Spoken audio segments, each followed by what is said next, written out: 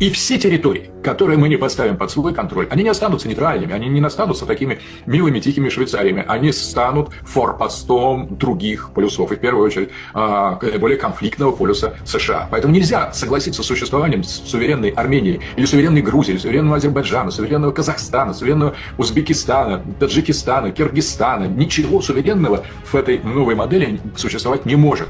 На постсоветском пространстве разгорается новый скандал, но уже совсем другого уровня. Вслед за Владимиром Соловьевым Александр Дугин окончательно перешел от эмоциональной и истеричной пропагандистской риторики к попытке оформить полноценную идеологическую базу внешней экспансии. Однако между ними существует принципиальная разница. Если Соловьев — это медиапропагандист, работающий на эмоции, страх и раздражение массовой аудитории, то Дугин — фигура иного уровня. Он не просто комментатор текущей повестки и даже не просто радикальный публицист, а человек, которого на протяжении многих лет называют негласным идеологом так называемого «русского мира» и «евразийского проекта». Дугин — не случайный персонаж и не маргинал. Его влияние формировалось годами через тексты, лекции, университетские курсы, экспертные дискуссии и участие в закрытых интеллектуальных клубах, связанных с силовым и внешнеполитическим блоком России. Многие из его идей, еще недавно воспринимавшиеся как радикальные умозрительные конструкции, со временем перекочевали в язык официальных заявлений и затем в практическую политику. Ключевая мысль, которую Дугин формулирует все прямолинейнее — отрицание суверенитета постсоветских государств как самостоятельного феномена. В его логике Россия не может и не должна мириться с существованием независимых стран по своему периметру. Суверенная Армения, Грузия, Азербайджан, государства Средней Азии объявляются аномалией, временным историческим недоразумением, подлежащим устранению. Суверенитет здесь не рассматривается как право народов, а как враждебное отклонение от рациональной, по дугинской трактовке, геополитической нормы.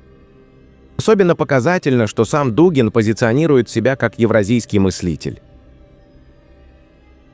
В рамках его идеологии евразийства славянские и тюркские народы объявляются братскими, исторически взаимосвязанными и якобы предназначенными к совместному мирному существованию в рамках единого цивилизационного пространства Евразии. Формально это звучит как альтернатива западной модели мира. Концепция союза, основанного на традициях, культурных связях и общей истории.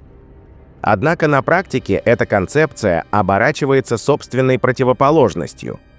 За риторикой о братстве скрывается жесткая иерархия, в которой один центр, Москва, наделяет себя правом решать судьбы всех остальных.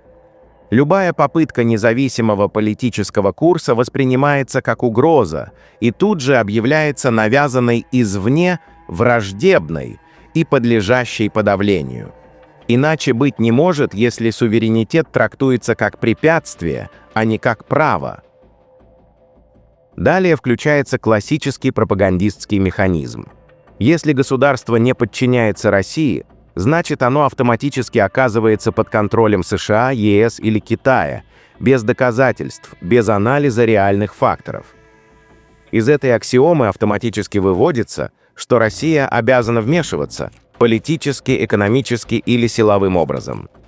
Так насилие превращается в якобы вынужденную меру, а агрессия нарративно преподносится как защита от внешнего влияния. В этом смысле Соловьев и Дугин работают как единая идеологическая машина. Один создает эмоциональный фон, нормализует язык угроз и риторики агрессии, другой придает этому видимость философской глубины и исторической неизбежности. Результат — устойчивое восприятие независимых соседей как потенциальной угрозы и легитимация лишения их суверенитета под предлогом цивилизационного выбора. Подобные заявления не остаются без последствий. Отношение к России в постсоветских странах ухудшается не из-за русофобии или внешних влияний, а из-за прямого и публичного отрицания их права на самостоятельное существование. Когда человек, которого называют одним из идеологов российской внешней политики, говорит о соседних государствах как о аномалиях, это воспринимается как предупреждение, и этот сигнал слышат все. На этом фоне особенно резко выделяются реакции официальных лиц. Спикер парламента Армении Ален Симонян назвал слова Соловьева и Дугина абсурдными, отметив, что такие высказывания не отражают интересов ни переговоров, ни дружеских отношений.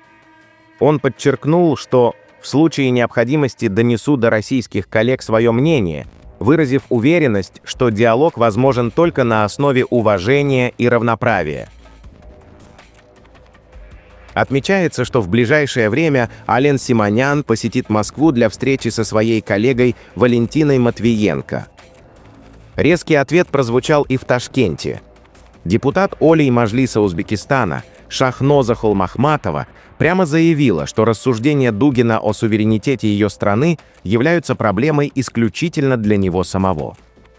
Она подчеркнула, что Узбекистан никогда не будет чьей-либо зоной контроля и открыт к сотрудничеству только на основе равенства и взаимного уважения. Как она выразилась, это важно не только как позиция парламентария, но и как позиция матери, гражданки и представителя своего народа. Если будут агрессивные посягательства на суверенитет Узбекистана, ответ будет однозначным – страна защитит себя. В ответ на эти международные реакции высказался бывший советник начальника Генерального штаба Вооруженных сил Армении Владимир Погосян. В своем язвительном, но содержательном комментарии он указал на глубокие противоречия между идеями о суверенитете и реальным состоянием России как государства. Он подчеркнул, что утверждения о внешнем давлении и угрозах соседям выглядят особенно неубедительно на фоне внутренних проблем России, таких как демографический спад, экономическая зависимость от внешних рынков, технологическая отсталость, утрата перспектив для молодежи, массовый отток населения и социальная стагнация. По его оценке, когда страна сталкивается с собственными структурными кризисами, попытки навязать свою волю соседям выглядят не как проявление силы, а как попытка компенсировать собственную слабость. Сегодня подобные заявления воспринимаются не как случайные эмоциональные выпады, а как часть устойчивого идеологического механизма, нацеленного на формирование общественного восприятия независимых государств как проблем, которые якобы требуют вмешательства. Игнорировать этот механизм значит сознательно закрывать глаза на процессы, которые ранее уже приводили от слов к реальным конфликтам. В итоге вместо философии получилась демонстрация уязвимости. Чем громче звучат заявления о братстве народов при одновременном отрицании их суверенитета, тем очевиднее становится, что речь идет не о союзе и взаимодействии, а о страхе перед реальной самостоятельностью соседей и утрате контроля над пространством, которое еще недавно считалось зоной безусловного влияния России. Пишите свое мнение в комментариях и подписывайтесь на наш канал, чтобы не пропускать самые важные и актуальные новости мира и Южного Кавказа, а также качественную аналитику и инсайдерскую информацию из первых рук от команды Регньюз.